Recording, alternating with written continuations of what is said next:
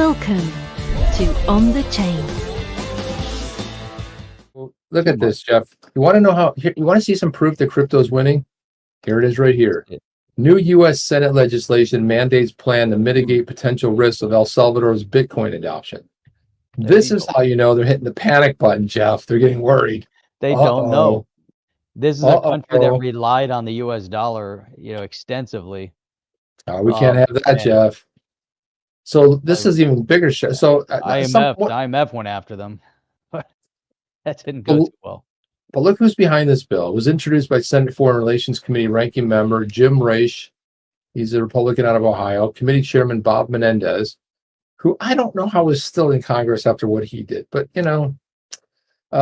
as well as Bill Cassidy. So you got two Republicans that are behind this author, but of course, we know what flavor of Republicans they are. So there you go. So the bill it passed would mandate the production of a State Department report on El Salvador's Bitcoin moves, as well as a plan to mitigate potential risk to the U.S. financial system. Bill states, not later than 90 days after the submittal of the report, required by subsection 19, the Secretary of State, in coordination with the heads of other relevant federal departments and agencies, shall submit the appropriate, committees of Congress a plan to mitigate any potential risk to the U.S. financial system posed by the adoption of cryptocurrency as legal tender in El Salvador and any other country that uses United States dollar as legal tender. So they're going to set up a committee, which they're going to then come after some report, and then the report's going to say, "Oh, this is really bad, Jeff."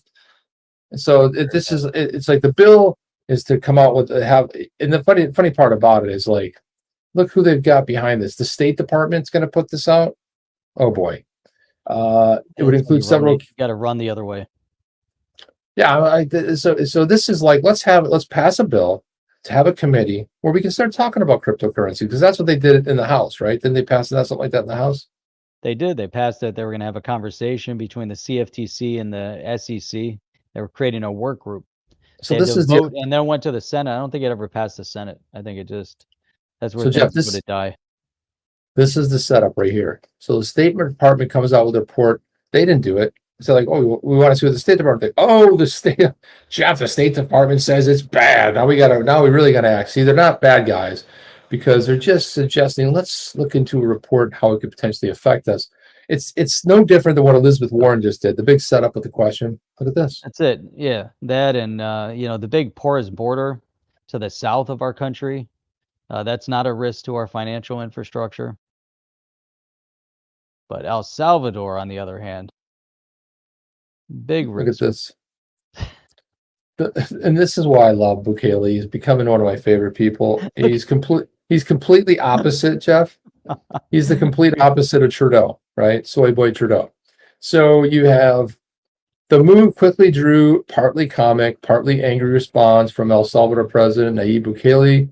Okay, boomers, you have zero jurisdiction on sovereign and independent nation. We're not your colony, your backyard, your front yard. Stay out of our internal affairs. Don't try to control something that you cannot control. My God, Jeff, this is one of the most brilliant tweets I've seen in like forever. This is great. And look at this. This is start. Okay, boomers. Okay, boomers. You gotta love this guy if nothing else. I mean, they said partly comedic. Yeah, it's funny. You have no jurisdiction.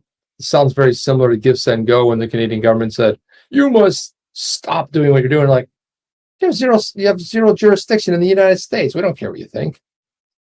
We're not your colony, your backyard, or your front yard. Stay out of our internal affairs. Don't try to control something you can't. So and he tweeted out the bill. It's just fantastic. It's brilliant. It really is brilliant. And these guys, they sit around and they pontificate in the halls of Congress, and they think that everything they talk about, makes sense and is real. And then they bring it to the world stage, and then you finally get some leadership here that's, taking, let's say he's 100% wrong and it ruins the economy of the country. Why is that the responsibility of any other country? Well, it's not, but at this point, Jeff, you said it. Basically saying hit the road. But you said it, Jeff. because they use the U.S. dollar. That's what the worry is. It's not the country. Guys pretend like they worry about the damage you can potentially do. You got Layla Halpern saying, "Preach it." Like this one here. To preserve the role of the dollar as a reserve currency of the world, we must tackle this issue head on. Oh, I get it. I get it now. And That's that's the only it. You thing. know, it amazes me. It really does. And El Salvador, as a sovereign nation, has the sovereign right to have the control over their own currency. And this is where the CBDCs are going to come from because they want sovereignty over their own financials. But then you have countries that are looking in ways to adopt cryptocurrencies and make Yeah. it legal tender. And that's where Bitcoin or Russia right now is inviting Bitcoin adoption. And so there's a lot of things that are being orchestrated right now. Some of the things that we're seeing on the global stage are just power moves as they're orchestrating the real move behind the scenes. You have all the pawns are on the board right now. And that's what we're seeing. I think we're seeing, a lot of pawns being played right now. We have it in Canada. We've had some of the pawns moving around here. Obviously, we see, what's going on with, the conversations with Russia and the Ukraine and over in China. There's a lot of, orchestration going on right now, but a lot of the power moves are happening behind the scenes. And a lot of it is economically tied to things like this. And El Salvador, what we just showed.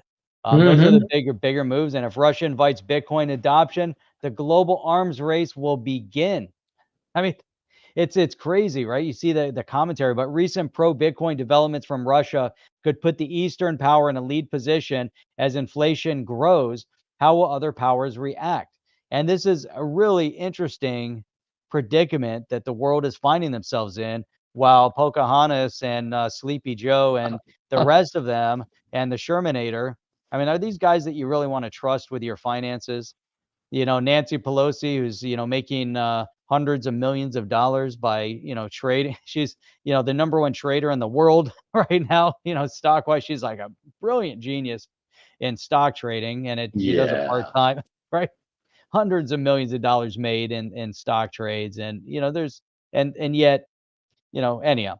But look at this. Inflation is gripping energy markets. What started as a move to cleaner energy source became a massive liability during blah, blah, blah. When economies pause, demand does not, which includes demand for energy, right? And there's just a lot of things that are, focused in on energy. And that's goes back to that first article you brought up with Ripple wanting to be energy neutral and that whole Hmm. conversation. What, that doesn't work for the rest of the world. Maybe some of the European nations and, parts of Canada, might buy into that conversation, but who doesn't? Russia, the Middle East, China, most of Asia, most of Latin America, most of the The rest countries of the around the world. world. Yeah, pretty much the rest of the world, right? That's they don't buy into it, and they're gonna keep doing whatever they got to do to get ahead. Are you down with OTC? Please like, subscribe, and click the bell to be notified when the next video drops.